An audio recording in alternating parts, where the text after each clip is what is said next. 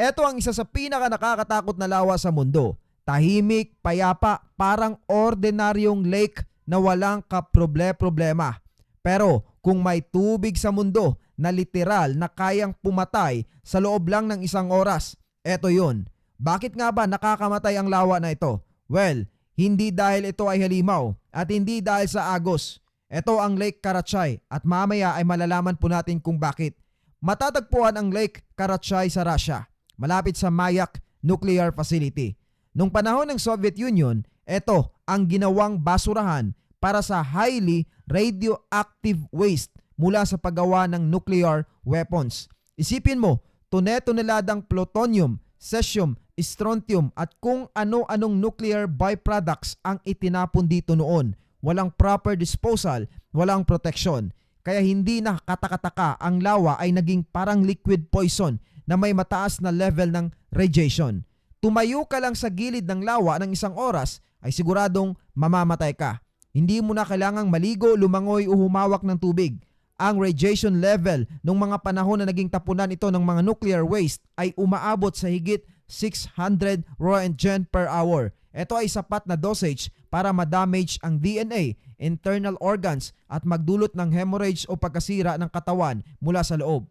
May reports noon na ang ilang sundalo at trabahador na lumapit dito ng walang proteksyon ay nakaranas ng pagkabali ng buto, pagdurugo ng lamang loob at mabilis na pagkamatay. Isipin mo ang epekto nito, parang nakatayo ka sa ibabaw ng invisible microwave na literal na niluluto ka ng buhay. Noong 1967, nagkaroon ng napakalaking tagtuyot sa lugar na ito. Natuyo ang malaking bahagi ng Lake Karachay. Ang masama, at ito ang nangyari, nang tumuyo ang mga gilid ng lawa, lumitaw ang radioactive dust. Kinayod ito ng hangin at kumalat at umabot sa mahigit 500,000 katao sa paligid ang naapektuhan. Maraming nagkasakit, nagkaroon ng cancer at maraming tao ang in-evacuate dahil dito. Tahimik ang gobyerno noon, walang balita, walang paliwanag pero magpahanggang ngayon ay ramdam pa rin ng mga mamamayan ang epekto nito. At para hindi na tuluyang kumalat ang radiation, sinimula ng Russia noong 1970s at 1990s ang pagtatapon sa lawa ng mga semento, bato at concrete blocks. Ngayon, halos hindi mo na makita ang tubig, parang sementadong lote na. Pero kahit tinakpan na ito, mataas pa rin ang radiation sa ilalim. Nakatago lang pero hindi nawawala. Hindi ito pwedeng puntahan ng mga turista. Hindi pwedeng lapitan ng walang protective suit.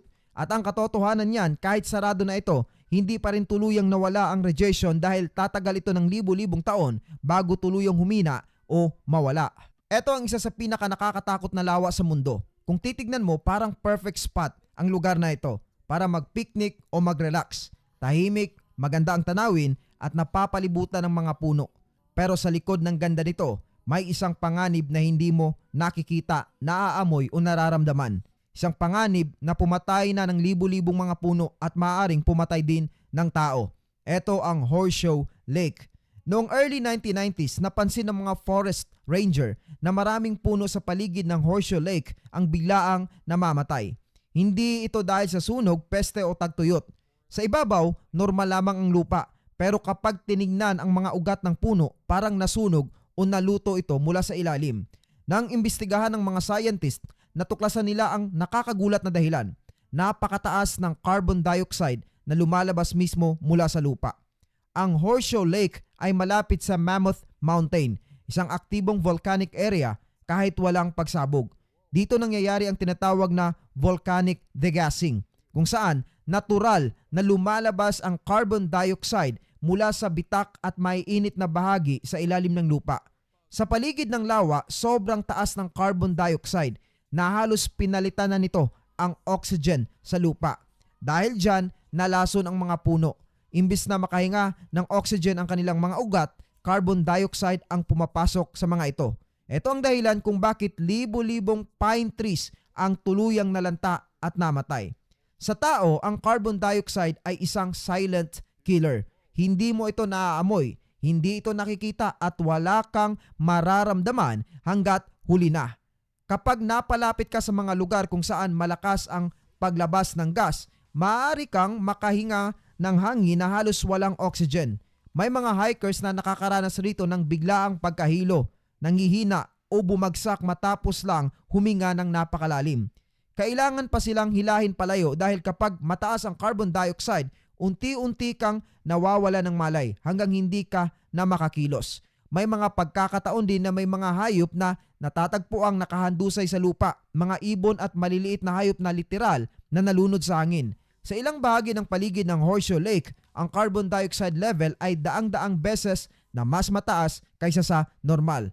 Sapat ito para mawalan ka ng malay sa loob lang ng ilang minuto. Dahil dito, naglagay ang mga otoridad ng mga babala at bakod. May ilang mga trail na isinasara lalo na kapag taglamig dahil ang snow at yellow ay nagtutulak ng gas pataas sa ibabaw na lalo pang nagpataas ng panganib. Ito ang isa sa mga pinaka nakakatakot na beach sa buong mundo. Kung titignan mo sa unang tingin, parang normal lang na beach ang New Smyrna Beach sa Florida. Maliwanag ang araw, maganda ang alon at maraming naliligo at nagsasurf. Pero ang hindi alam ng karamihan, ito ang tinatawag na Shark Attack Capital of the World. Ibig sabihin, dito na itala ang pinaka maraming kagat o atake ng pating kumpara sa kahit anong beach sa buong mundo. Ayon sa mga eksperto, mas mataas ang tsansa mong makagat ng pating dito kaysa sa kahit saan pa. Hindi dahil masama ang mga pating, kundi dahil napakaraming tao ang pumupunta rito at marami ring pating na natural na dumadaan sa lugar. Kaya mas mataas talaga ang posibilidad na magkasalubong kayo. Kaya hindi na nakapagtataka na umabot sa 377 sharks attack ang naitala sa lugar na ito. Ang nakakatakot pa riyan, hindi mo makikita agad ang mga pating. Para lang silang anino sa ilalim ng tubig. Tahimik, mabilis at hindi mo mararamdaman na lumalapit na pala. Habang naglalangoy ka o nagsusurf, posible na may pating na sa paligid mo nang hindi mo alam. Minsan, ilang minuto ka pa lang sa tubig pero may mga mata na parang nagmamasid sa'yo mula sa ilalim. Hindi naman ibig sabihin nito na siguradong aatakihin ka kapag naligo ka rito.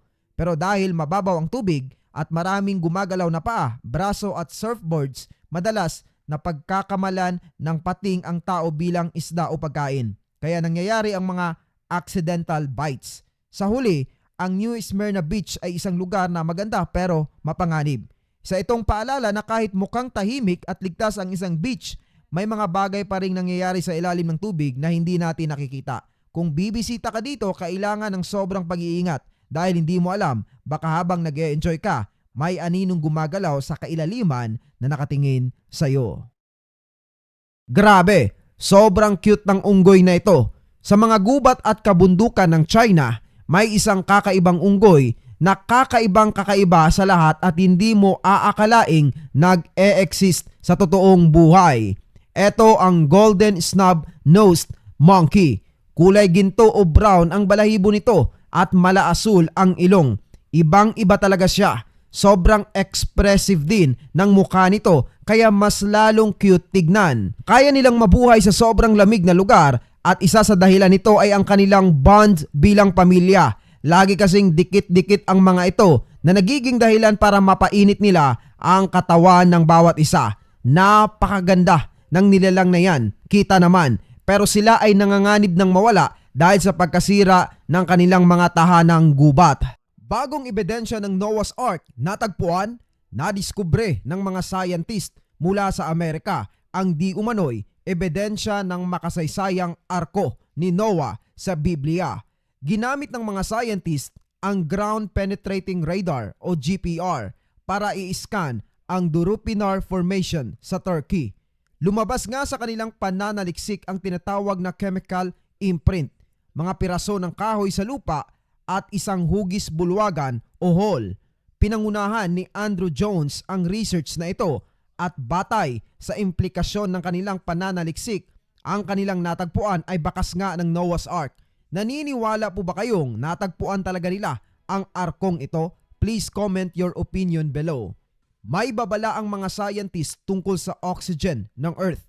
Balang araw, ito raw ay mawawala at kapag nawala ito, ibig sabihin yan, mawawala na rin ang lahat ng buhay sa mundo. Ayon sa Economic Times, nagbigay di umano ng warning ang NASA na maglalaho ang oxygen ng Earth. Unti-unti na di umanong napupunta ang Earth sa tinatawag na The Great Deoxygenation o unti-unting pagkaubos ng oxygen. Pero ang tanong, kailan nga ba mangyayari ang bagay na ito? Huwag kang mabahala dahil matagal pa at siguradong hindi na natin maaabutan. Ayon sa Space Agency, mga 10,000 years from now ito mangyayari. At ayon naman sa ilang detalyadong pag-aaral, maaring ito ay million years pa.